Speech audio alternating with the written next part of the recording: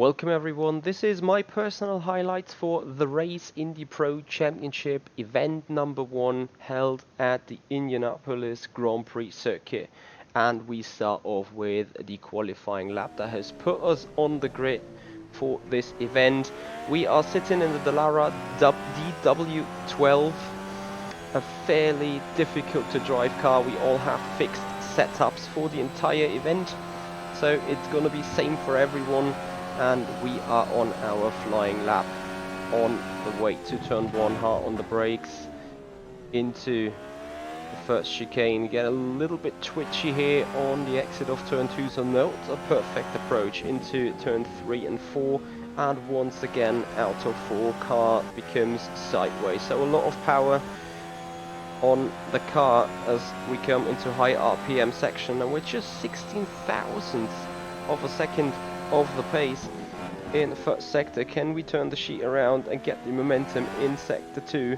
Have to beat 41.834 of Alan Tettich. No, we can't. Over a tenth, the gap is already on the future pole setter. So coming into the final sector of the circuit, quite admittedly had some issues with the penultimate turn. You see, I'll leave a lot of space to the right hand side, compromising my entry, and that is an issue for the entire event, as we will see on later. Anyway, we finish our lap quite a little bit off the pace, 2.3 for missing a 1 minute 10.7 compared to a 1 minute 10.5 by pole setter Alan Tetchik. Well done to him, great job. Also second place Alex Siebel, third place Yannis Simoncic. As we go into the start of the race, we have chosen the prime tire, starting in 9th position, and we have joined the formation lap here on the grid towards the 12 lap sprint race. So those events are always set up in a sprint race and a feature race. In this case, we're first having a 12 lap sprint race that sets the grid for the 40 lap feature race, and the top 9 to top 12, somewhere in between, it's going to be reverse grid, and we have a talk about that later. But first, we now starting in P9 and taking the green flag right there. Good start from us straight away into P8. Very good getaway as we are right there in the slipstream up to turn 1. Could have gone cheeky there and dived a lot of people, but we just decided to play the safe game. Only Petr Brejak, the car right in front of us right now in P7, was the only car to start on the alternate tyres, which have a lot more grip, are a lot softer, but may not last as long. Anyway, that is quite important towards the outcome of the race in the end. Nonetheless, good start here from us into the first lap of the race. As you see, it's a lot of grip Brejak has on those alternate tyres compared to Dennis Jordan, who's also started on the prime. So Brejak up into 7th as we up into 6th as we nearly lose the rear out of the final of the second sector. Already going defensive here at the end of lap 1 into the final chicane. It's more like a triangle chicane, and you see once again we're just not getting the perfect entry into this penultimate turn. Anyway, lap 1 is finished and we have settled in 8th place. So 11 laps to go, but already going defensive here for an upcoming move of the cars behind. Can defend from this there, but in lap 2 already Jerry Toman has increased the pressure on us, and this is going into the final sector of the lap. Jerry Toman in a real push on us as we already drop a little away from Dennis Jordan there, so could not quite get the prime tires going there in the beginning of the race for whatever reason that was. But as you can see, also running a little wide out of the final turn, Jerry Tolman that right into the slipstream and pressuring us down the main straight into turn 1 around the outside. Easy job done by Jerry Tolman. That very good move drops us into 9th position In the meanwhile, we have Marcel Cinchik pushing from behind in 10th position, trying to get a move and get the momentum on us going as we enter the back straight up towards into turn 7. At this point we quite haven't had the tyres going. We were struggling a lot on pace, and Cinchik had a very good possibility to get something going on us here. So obviously he kept pushing and launched up an attack right into this turn 13.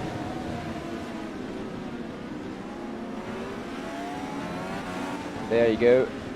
Slight contact between him and me, unsettling me a little bit for the exit. And yeah, the next thing that happened for us was him trying to get the move going. Happily, the slipstream hasn't been that hard, so I could still place myself inside for turn 1 and eventually keep the spot for turn 1 for the time being here into lap 4, as we hear some crushing noises further down the back. But anyway, as you can see, we're struggling a lot. The gap up towards PA already over 3 seconds at this point, so not really a chance for us to get going and make up some places.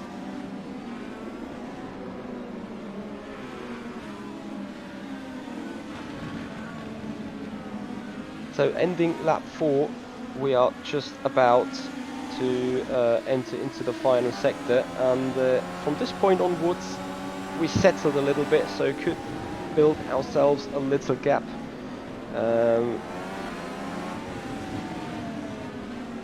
To Cinchik, but 2 cars behind Cinchik, there were Maguire and Liam de Wall on the alternate tyres, so they were pushing quite a lot. And as we enter into the later stages of the race, that is lap 8, you will see that Cinchik has got the pressure from both of them, Maguire and Liam de Wall, sitting right behind him on the soft runners, and you just see how much of an advantage that is, as they can follow us in the dirty air quite easily.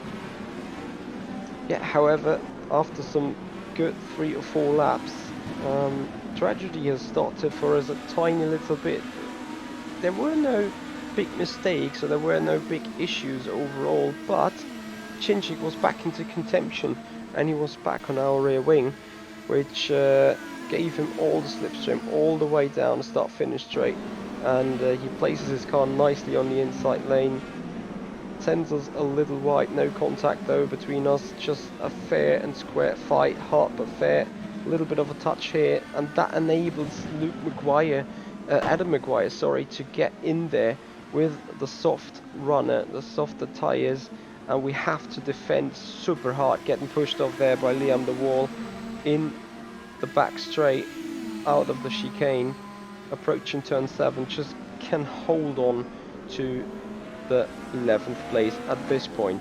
However, I wanted to make sure that I can stay close with Adam Maguire at the front, because that was really crucial to stay in the slipstream in order to be somewhat able to defend from the alternate tyres. But things came differently as Liam de Wall threw a dive bomb at us. We are going to look at that a little more closer in the replay file. Thus, it was very good to see how much more performance that alternate tyre got. And you see he pulls out super late, pulls out hard on the brakes, loses the rear though, and I, for a little bit of luck, recognized the dive bomb coming from the wall, waited until he has passed, and then took the revenge on the acceleration out of turn 12. However, of course, he has been super close towards us, and entering lap 10 he had a run on us, as you can see right there in the slipstream. On the approach to turn 1 we go a little bit defensive and super defensive. He even goes more to the outside, and then drama happens as he touches us, sending us into the outside wall. Out of P11 we come back into traffic, and where do we end up? 16th.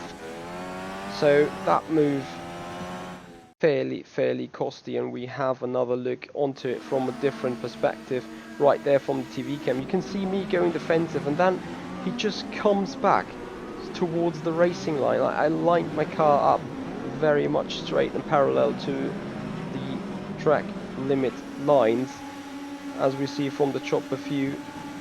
He just comes back, wants to turn in back on the idiot line where there is simply no space, sending us into the wall. Massive damage, as you can see. Our steering wheel's been pointed to the right, so I'm pretty sure race directors will have a look at that after the event. And so we come into the final lap of the race, lap 12. No real possibilities for us to gain anything, any spots whatsoever on this last couple of laps anymore. It's a shame, because surely we would have had the pace in order to get a little better points than P16, but it is what it is. We need to deal with whatever we have right there and need to look forward for the feature race, which relies very much on this result in terms of gridding, which you will see right #soon. So we come in 16th, and it was the top 9 that started reversed order. So it was Adam Maguire taking pole position for the feature race coming up, and Peter Belliak, who has won the race on the alternate tyres. So I told you we need to have a look at him towards the end of the race in terms of the results coming up. He has made that tyre work and won the race ahead in front of Terchik and Siebel, who will start in 8th and 7th place. Coming up for the feature race, as I already told, we're going to start in P16, and once again we join on the formation lap. So we're just on our way to get to the gridding line, and therefore the field is bunching up again. And I can tell you that this race has quite produced some dynamic over the course of the running, since this format allows a lot of different strategies. You will see right there what I mean as soon as we get going. We're starting on the outside line, P16. We're taking the green flag and have super reactions of the start. Everyone is twitchy on those cold tires, and the sudden power curve that comes in the high RPM of the Dallara. Into P15 we sprint on our first way to turn 1. Even been able to jump another car into P14. We're even 13th for a split moment, but then obviously lose out to the grip of the alternate tires of Noah Rivers there right at front. On the left hand side, Lalu, who has pulled out a one-stop strategy, fairly interesting indeed, and that was the reason why we had very much an easy go into this turn 7, as he started lift and coast right there, yielding the place to us already. Into 13th we go. Noah Rivers on the alternate tires ahead of us. Was a good start, definitely some redemption already for the first race. However, there was not much break first, as Jan Woznica already tried to maximize his possibilities with the alternate tires round the outside here in turn 13.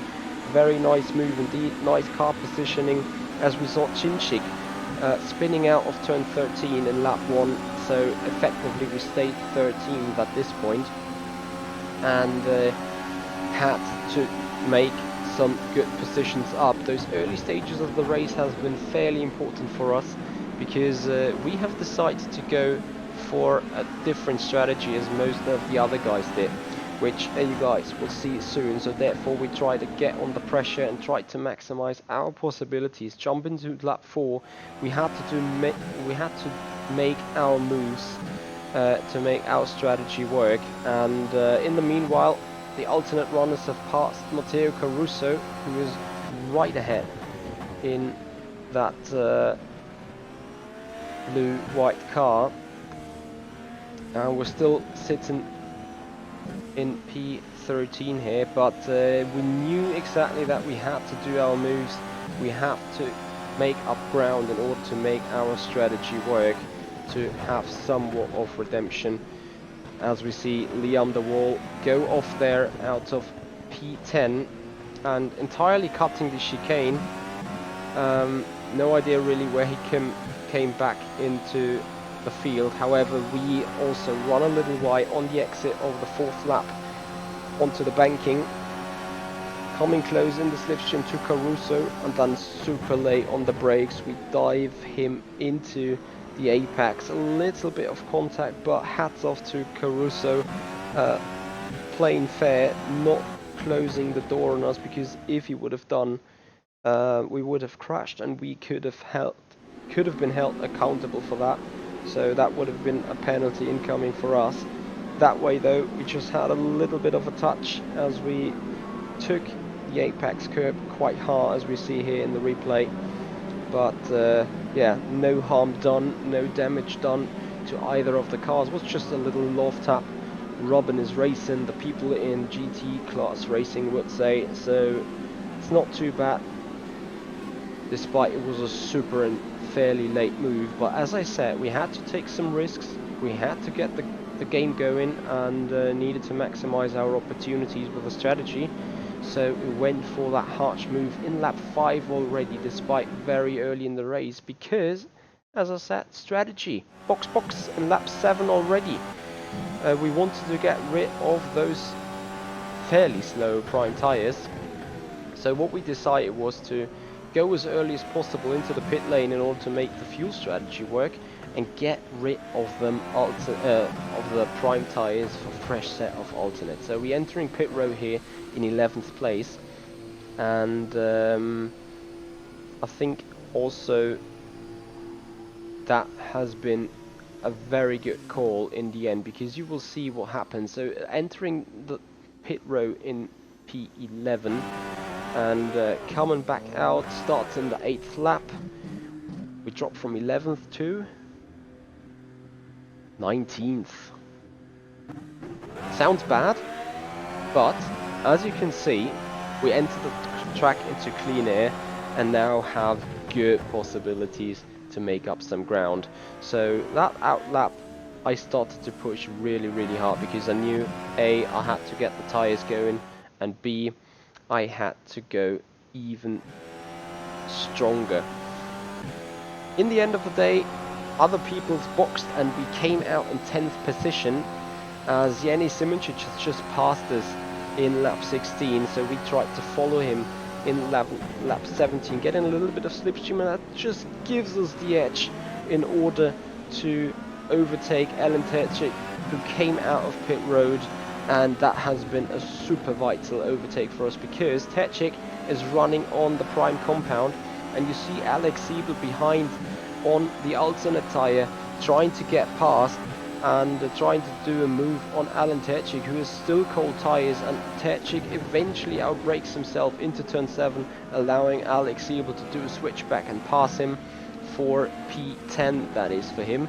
In the meanwhile, we run in P9 and therefore get our game going, keep pushing. Yet though, our tires have been already 8 laps old, and Alex Siebel definitely had a later stop on us. Anyway, we need to look a little bit further towards the front, because in the front of us, as we start lap 18, it's not only Simracing that has passed us. In the meanwhile, we are also again approaching Lalu, who is on his one stop, remember, and yeah, the situation has been crucial, because Lalu has been fairly slow. Remember, we overtook him lap 1, and after 18 laps we drove out an entire pit stop on him time-wise. Anyway, entering the back end of the back straight of the circuit, going into turn 7, already doing a little bit of lift and coast myself in order to minimize the second pit stop time, because taking fuel is the limiting factor when it comes towards pit stops. And as I do know, I could not overtake Lalu right there into turn 8, because fairly too far away. I just tried to maximize my fuel consumption in a positive way and tried to have an attack on the main straight, but then of course Lalu turns right to pit road, gets a single stop done, and in the meanwhile what happened, due to us being a little bit held up there by Lalu, no offense to him of course, Siebel was on the verge on getting us, and he ever did so. And I have been too stupid to not defend into turn 1, tried to reverse on that mistake, and way in there a little bit too clumsy, paying not also with the position loss to him, but also to Terzic, who remember is on that prime compound. So a double penalty somewhat for us. We could have just sit in the back of Siebel in 9th place and sneak on the slipstream, but therefore we had to re-overtake Terzic, which took us a few laps, to be honest.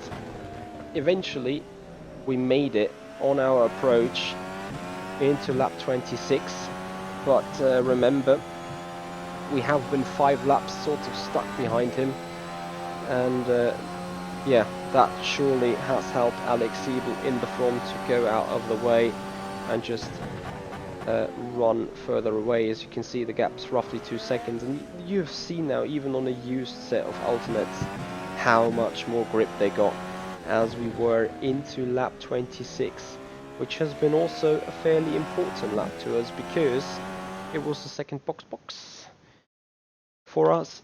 Second time to go into pit road and pick another set of alternates.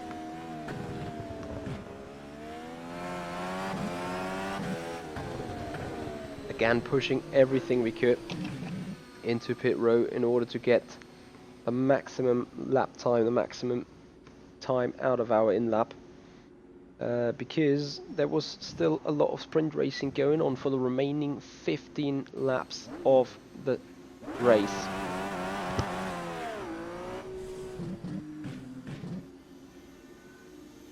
So after entering pits in 7th, we dropped to 15th, which is still a spot better than our starting position.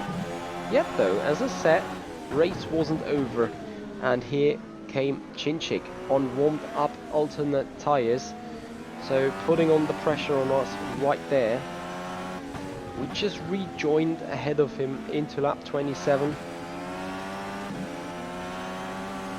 Was also a crucial call there on the pit wall to keep the track position here, because if he would have got past us on alternate tyres, it is fairly difficult to re-overtake, as the final turn hasn't been our friend, and also you suffer quite a bit of dirty air there.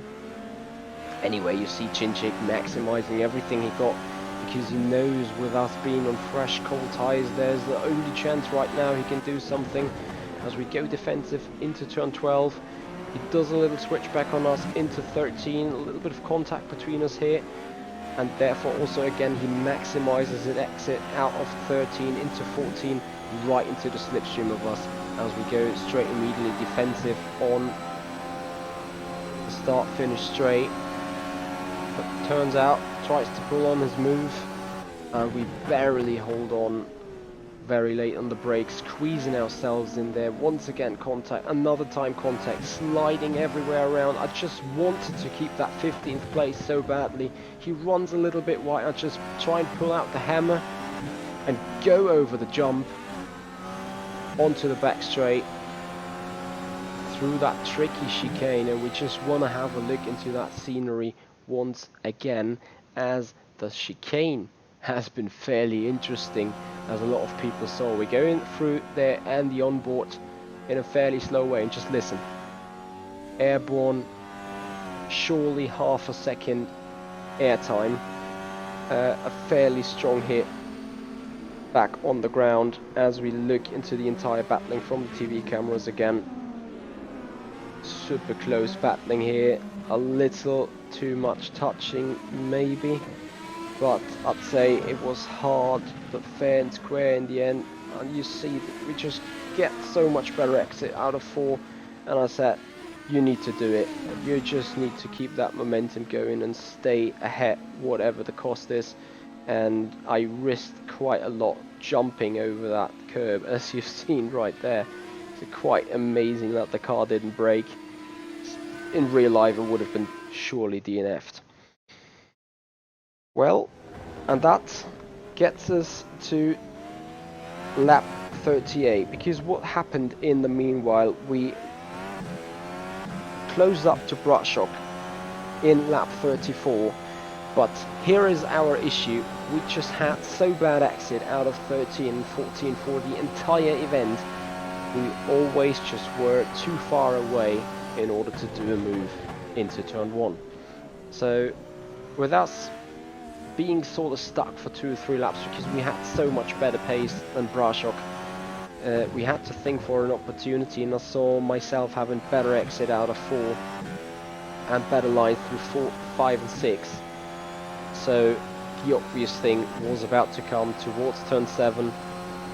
I maximised everything I got and just threw the car in. Ran him a little off the track here, but I had to do it in order to maximise the things. Lap 38, just 2.5 laps to go. Race done, you may think now, but things came different, as with 2 laps to go, we faced ourselves just 4 seconds away of Peter Briac, who was running on the prime tyre, desperately slow. So we maximised everything we could just somehow mobilitize out of those tyres, entering into the final lap with a gap of roughly 2 seconds. You can see Peter Briac right up ahead as we stream down, start-finish straight on the approach into the first turn, and I'm maximising everything I got right here. Smooth as fast though, so I have to somewhat keep everything together and keep it smooth. But you see, I'm pushing like mad in order to somehow achieve the nearly impossible. Run a guy of World Championship caliber down 2 seconds a lap and do an overtake. We tried very hard though, going into turn 7, a lock up here of Briac. He definitely was under pressure there. I understeered a little bit through 8 and 9, and then 10. I tried to maximize everything on the throttle, maximizing every little gap I had, and then I said, let's go for it, and threw up a deliberate dive bomb I could cancel in the final moment by slamming the brakes. Once again, we have a look into the replay and you will see it was so fairly close for making contact with Peter Briac, and that would have been a clear penalty for us there. Nothing anyone could have done different apart from me just not doing that move. So if we would have made contact, we would have been held accountable.